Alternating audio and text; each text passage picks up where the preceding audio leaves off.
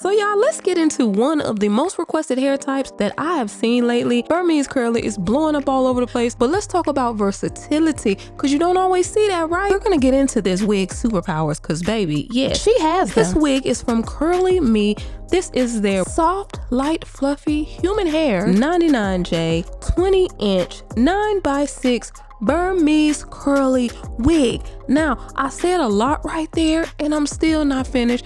Listen, if you don't like combs, boom, you don't have to have them. They give you a little kit and you can put your combs in there. You could put your elastic in there if you don't want to wear them. If you want to wear them, throw them off on there, be through with it, right? They give you a kit, all of the things that you need to slay your wig. But we got to get into this color, okay?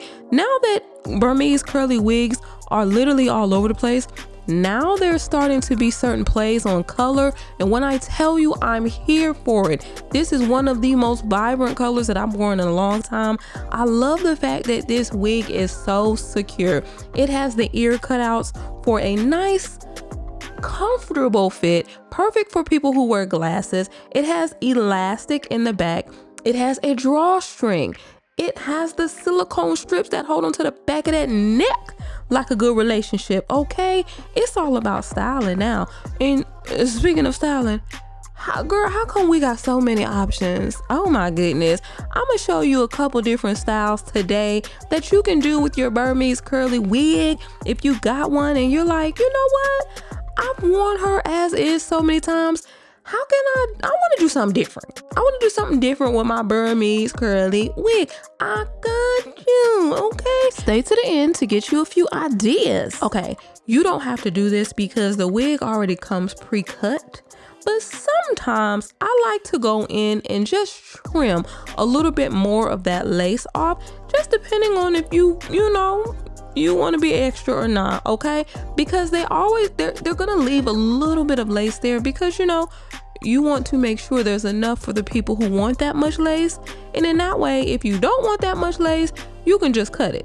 You know what I'm saying? So I like to go ahead and trim that. I knew off gate I was gonna tint this lace, baby. This lace, they didn't even try to make me believe that there was a possibility that I wasn't gonna tint. As soon as I put it on my face, I said, oh, okay, yeah, we're gonna tint that. That lace color is totally off. So if you're in my complexion, get ready to tint. I'm just telling you, okay? It is what it is. I actually tint a lot of wigs, so it's not a big deal for me. And I also melted it because I feel like with this lace, although it is HD lace, to me, it looks better melted, okay? It doesn't look as seamless, glueless, but there are things that you can do if you want to wear it glueless because it is a 9x6. And all I mean by that is the lace going across your forehead is smaller than say a 13x6, less lace to have to stretch around your head, which makes it easier to fit.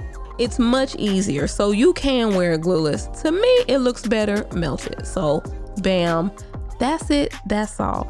And let me also mention, I did a double spray. So I sprayed the lace melt spray, let it dry till it was almost all the way dry. Then I did another spray on top of that, let it dry till it got tacky, then place the lace upon that concoction, okay? Because I was gonna wear this wig all day.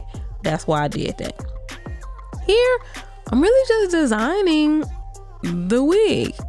So, because this wig is so versatile, sometimes that can give you so many options to where you feel overwhelmed and you don't know what to do in order to see. Maybe you saw a picture of a Burmese curly wig and you're like, I want it to look like this. And it's not going to look like that out of the box. The curls will, but not necessarily the design of the wig. See, like I like to put little McDowell arches in my wig, so that's what I do at the top. You don't have to do that, of course, unless you like those the little arches, the little humps right there.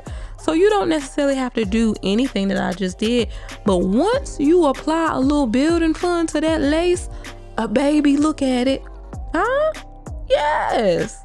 Come on now. You don't have to do swooper doops, of course. Y'all know that. You do not have to do swooper doops. But for this style, I said I'm gonna go ahead and swoop to the dupe, and that's just it. That's where we are with that. Because I already had a vision of one of the styles that I was gonna do, and I already knew. Let me just have something going on in the front so it doesn't look odd. You guys, 6 inches of parting space going back. Do you see that? That part is like that. 6 inches is my favorite when it comes to parting back. 5 inches is cool. 4 inches, I mean, I'll do it if the wig is real fly, but that 6, yes, give me that Moses part. Yes, I want it. I want it. I want it. Okay. Now, you have a couple options when it comes to the finger coils. It comes out the box like that, you guys. So you no longer, hear me what I say, you no longer have to finger coil your wig. They do it for you. I need y'all to know that. That's special. I appreciate it. I appreciate the effort, baby. Cause, whoo. Now, I decided to go ahead and add a couple little layers, because just some face framing layers. I didn't go deep within the wig. Just did a little bit around the face. You see how that just changes the shape of the wig, and it gives it that rounded but face framed, a little bit edgy look. So it's not all one length. That's an option that you have, and it's a very easy option. What I just did right there is very beginner friendly. So if you are kind of dipping and dabbing into layers, start with face framing layers. That's your best bet. And then you'll get comfortable, and then you'll start being ignorant on top of ignorant. Then you're going to turn into a whole layering stylist, and you're going to be giving tips to your family and friends, period. Okay.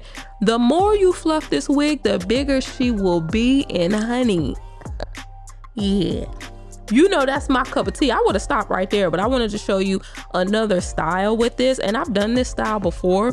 This style works really well with Burmese curly because the low maintenance of the Burmese curly, because these curls in waves, because it comes out of the box like that, you don't have to worry so much about the extra things. Say if I had on a straight wig and I was doing this style, there's so many steps that I would have to take for the final look. But because this comes out of the box and it already has those pretty thick, soft, bouncy curls, half of the work is already done. So if you ever wanted to try like a clip claw sort of ponytail, Burmese curly wigs are excellent. Okay, excellent, because you don't have to do the most. Now, you might be saying, Mary, you doing the most right now. Yeah, I am. Okay, I wanted to throw some wand curls in there. I just did. And hey, if you stick around a few more minutes, you'll see why. It's so cute, y'all. It's so cute. Throwing wand curls in any wig eats generally, but throwing wand curls in a Burmese curly wig that's going to match that essence, you know, you got the little coils and things like that. So yeah, you know what? Yeah, throw some wand curls in there, because why would you not? It go together. You got your finger coils, now you got some wand curls. They like second cousins in style. So, you know, yeah, I decided to do that. Now, usually when I wear 99J wigs, I prefer an ombre root, just a little bit darker of a root. But if you are feeling spicy, yeah, somehow it's working. It's working for me without the dark root. And I appreciate that, because most days I feel spicy when it comes to how I want to do my hair, how I want to style my hair.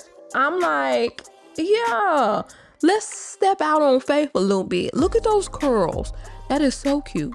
It's very pretty. It's a nice look, a different way to style your Burmese curly wig, okay? And there's more. There's more. Go ahead and plop that ponytail out. Now, this right here, I'm not gonna lie, this was an accident. I was putting it up, getting ready to do another style, and I said, hold a minute. Okay, so if you want to get it off your neck and you still want it to be fly, it's getting a little French roll action. Yeah, so we're gonna count that as a style too. Now, when I took it out, you know, I had put some heat to the front for the clip claw ponytail, so I threw some more wand curls in there, and then I combed it out so you can see what it looks like combed out. I'm testing out different styles for you. And look, come on now, she's giving. She's giving. You need a versatile wig? Yeah, go ahead and check this one out. All right, peace, love, light.